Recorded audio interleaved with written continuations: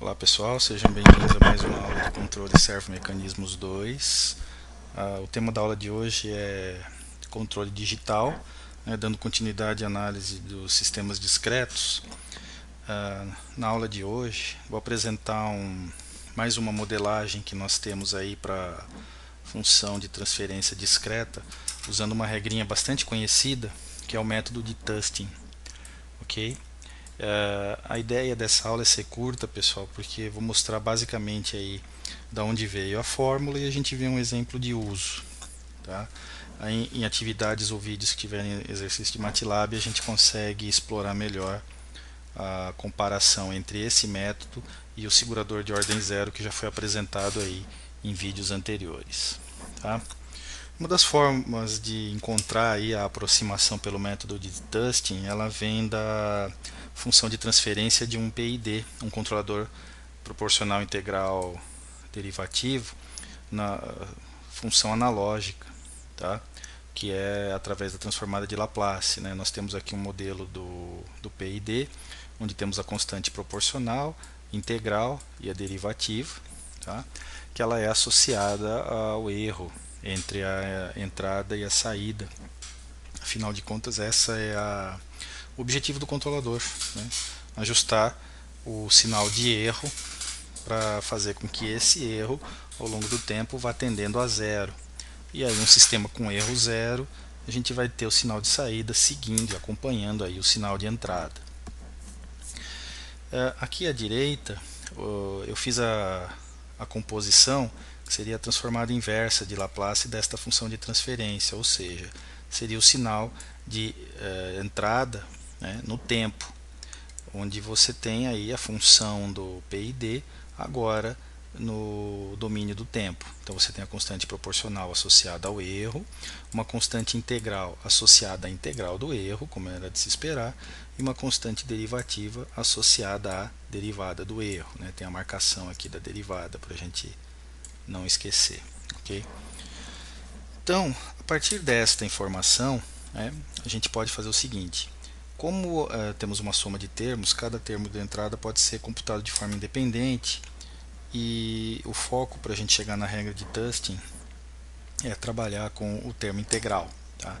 Então vamos destacar ele aqui. Né? O termo integral discretizado seria aí um sinal de entrada, agora no domínio kt, okay? Que é o tempo discreto, e o sinal integral ele é um sinal que calcula aí, ou acumula o erro ao longo de um certo intervalo de tempo. E a tendência desse erro acumulado é gerar um sinal de correção aí que vai reduzir o erro de offset do sistema ao longo do tempo.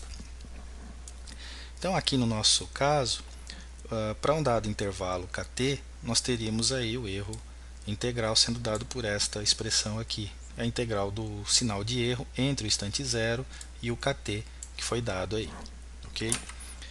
Nós podemos aí, com uma manobra, uma propriedade matemática, simplesmente decompor essa integral em duas integrais parciais, onde nós temos uma integral de zero até o instante kt menos t, ok?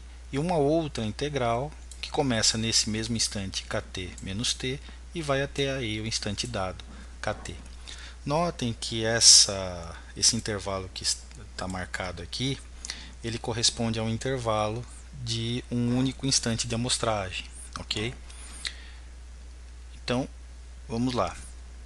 Vamos interpretar essas duas integrais aí.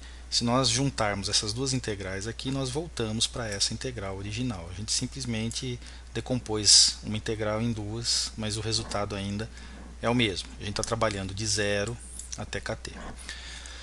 Então, analisando essas duas integrais, essa primeira integral toda aqui, ó, que vai de zero até kt menos t, ela corresponde a um sinal de entrada no controlador integral, na parte integral do controlador, justamente aí correspondente a esse instante de tempo, kt menos t. Okay? E esta outra integral, ela corresponde a uma integral de um único instante de amostragem, porque a diferença entre kt menos t e kt é exatamente uma unidade do período de amostragem. Então essa integral aqui, ela corresponde à área debaixo da curva do erro durante um período de amostragem. Se a gente lembrar aí que a integral representa o cálculo de uma área. Então vamos ver agora que área é essa, né? Vamos focar aqui a atenção, opa, o gráfico escorregou. Vamos focar aqui a atenção justamente nesta integral que representa a área e que eu já apresentei ela sendo colocada aqui, ó. Tá? A integral anterior, né? Vamos retornar ao slide anterior. Esta primeira parte aqui é esta expressão. E esta segunda integral é esta expressão que é a área. Então a gente mantém aqui nosso sinal aí, que foi de 0 até kt menos t, e aqui nós temos a expressão que representa a área durante um período, que vai deste instante kt menos t até o instante kt, ou seja, este pedaço aqui, ó, que vai de kt menos t até kt. Então nós temos aí um erro para esse instante kt menos t e o erro dado no instante kt. Como a curva de erro está sendo representada de uma forma genérica aqui, se nós fizermos a junção através dessa linha pontilhada, note que nós temos aí um trapézio sendo formado aqui. E esta área dada pela integral representada no slide anterior, vou retornar rapidinho para ele, esta área representada por esta integral é justamente a área deste trapézio aqui, ok? Que ela está sendo representada aqui da forma como a gente calcula aí de fato a área de um trapézio, né? Vamos lembrar aí, ó, é a base menor, que no caso é essa aqui, tá? E a altura desta base, o tamanho dela é esta medida, tá? Então é a base menor, está aqui, mais a base maior, que é este segmento, e a base maior é este valor aqui, multiplicado pela altura. A altura do trapézio está aqui, ó, nessa horizontal. E a diferença, o tamanho desse segmento, é justamente uma unidade de tempo. Se eu fizer kt menos t, eu fico só com 1t, que é o tamanho dessa largura aqui. Então, está aqui a altura, né? Então, é base maior, mais a base menor, vezes a altura, dividido por 2. Okay? E multiplicando pela constante KI, porque ela já fazia parte aí da integral. Ok? Para a gente poder chegar então numa aproximação discreta para esse cálculo, a gente teria que aplicar a transformada z nesse termo. Ok? E aí, aplicando a transformada z naquela equação que estava no slide anterior, nós vamos ter o seguinte. Vamos retornar para o slide anterior.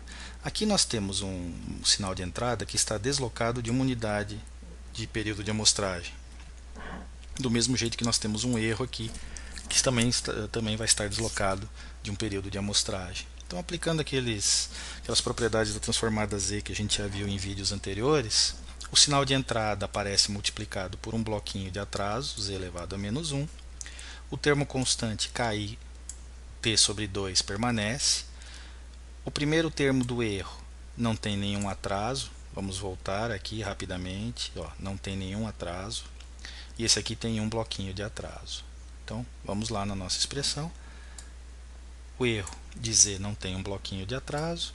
E ele está sendo somado com outro termo que tem um bloquinho de atraso.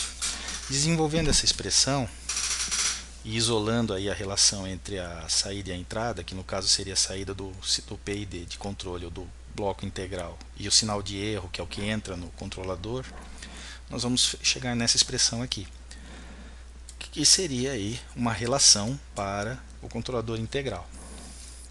Mas não é exatamente isso que estamos procurando, tá? Se a gente lembrar do modelo analógico, o termo integral em Laplace ele era dado por isso aqui, ó, KI que multiplica 1 sobre S. Estava lá no começo do vídeo. O que nós queremos é uma relação entre a variável S e a variável Z para que a gente possa sair de uma função ou de um processo no domínio do Laplace, que é o analógico, e passar para o domínio de Z, que é o discreto. Então, como essas duas expressões aqui representam essencialmente a mesma coisa, ou a mesma função de transferência, vamos igualar as duas, esses dois termos, e aí a gente vai isolar o S em função do Z. Ok? Então, igualando esses dois termos, ó, o que acontece? A gente já cancela aqui a constante integral, que não vai depender dela. Nós podemos passar o S que está aqui dividindo para o segundo membro e colocar todos os outros termos no primeiro membro. Se a gente fizer essa manobra e depois a gente tirar o MMC com esses dois termos aqui, a gente vai chegar nesta expressão aqui, que é basicamente a expressão da regra de Tustin, que sugere o que para a gente? Que para realizar a transformação bilinear ou a conversão de uma função de transferência analógica para digital, basta pegar a variável S que aparecer na função de transferência e substituir cada variável S que aparecer na sua função de transferência por esta expressão aqui, 2 sobre t, onde t é o período de amostragem, que multiplica esse fator, z-1 sobre z mais 1. Ok?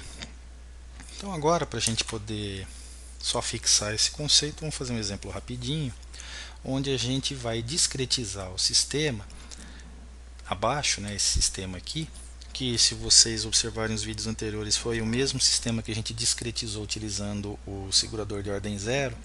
Vamos aplicar agora o método de Tustin para um período de amostragem de 1 segundo na mesma função de transferência. Então vamos ver o que a gente faz aqui. Seguindo a regrinha e aplicando a expressão do método de Tustin, ela simplesmente sugere que a gente troque o S por este termo.